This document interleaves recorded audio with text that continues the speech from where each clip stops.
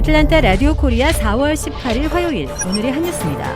미국의 대형은행들이 실리콘밸리 은행 붕괴 등 지역 중소은행 위기 속에도 기대 이상의 1분기 실적을 거뒀습니다.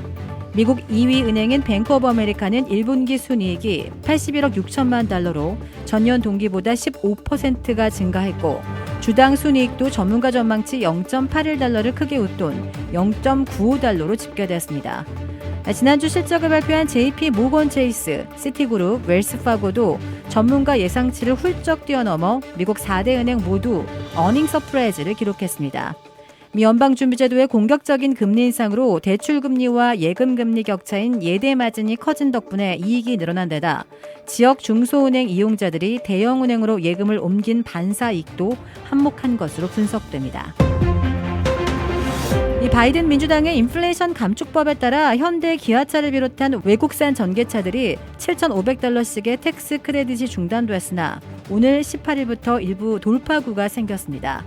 첫째, 현대 기아차를 포함하는 외국산 전기차일지라도 중고 전기차를 구입하면 미국 소비자들은 4,000달러의 텍스 크레딧을 받게 되며, 둘째, 새 전기차를 구입하더라도 리스로 할 경우 현대 기아차 등 외국산들도 7,500달러씩의 세제 혜택을 받게 됩니다.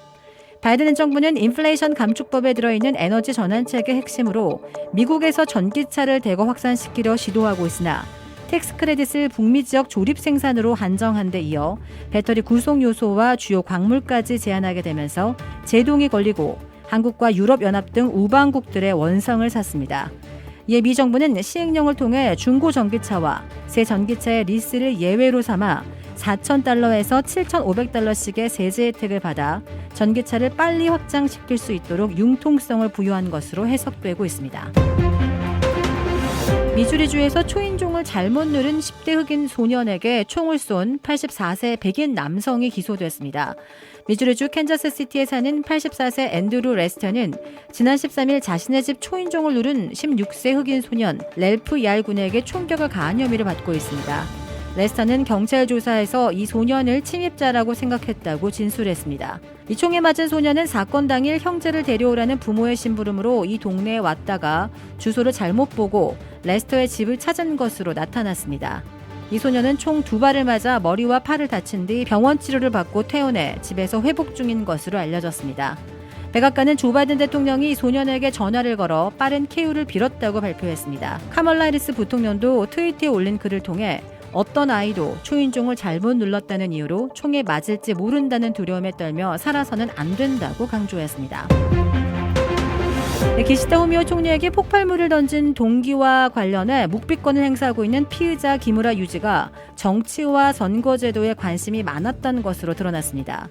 요미우리 신문은 기무라가 지난해 7월 참의원 선거를 앞두고 공직선거법이 정한 피선거권을 조건으로 입후보하지 못하는 것이 부당하다며 같은 해 6월 고베 지방재판소에 손해배상 청구를 제기했다고 전했습니다. 하지만 기무라는 당시 피선거권이 정한 참의원을 출마 기준 나이인 25세 미만이었고 공탁금 300만 엔도 준비하지 못해 선거에 나설 수가 없었습니다. 기무라는 이러한 규정이 평등권을 보장한 헌법에 위배된다며 10만 엔을 배상하라고 요구했고 변호사 없이 홀로 법정 싸움을 했지만 1심 법원은 기무라 씨의 청구를 기각했습니다.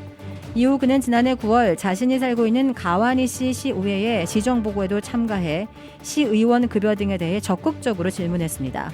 한편 수사당국은 기무라에게 위력 업무 방해 혐의에 외에 형벌이 더욱 무거운 살인 미수죄를 추가로 적용하는 방안도 검토하고 있습니다.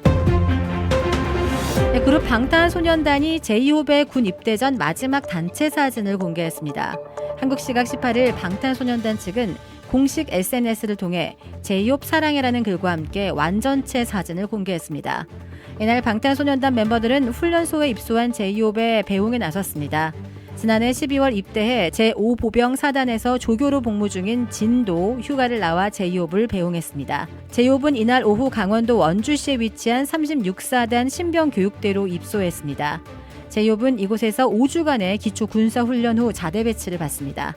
이날 오전부터 신병교육대 앞에 취재진과 팬들이 모여 제이홉을 기다린 가운데 제이홉은 예고한 대로 별도의 인사나 행사는 진행하지 않은 채 차량을 타고 조용히 입소했습니다. 문재인 전 대통령이 다음 달 개봉하는 자신에 관한 다큐멘터리에서 5년간 이룬 성취가 순식간에 무너졌다고 말했습니다. 문 전 대통령은 유튜브를 통해 일부 공개된 영화 문재인입니다 인터뷰에서 5년간 이룬 성취가 순식간에 무너지고 과거로 되돌아가는 모습을 보며 한편으로 허망한 생각이 든다고 밝혔습니다. 문 전 대통령은 또 이제 잊혀지고 싶다는 뜻을 밝혔지만 끊임없이 자신을 현실 정치로 소환하고 있어 그 꿈도 허망한 일이 됐다고 털어놓았습니다.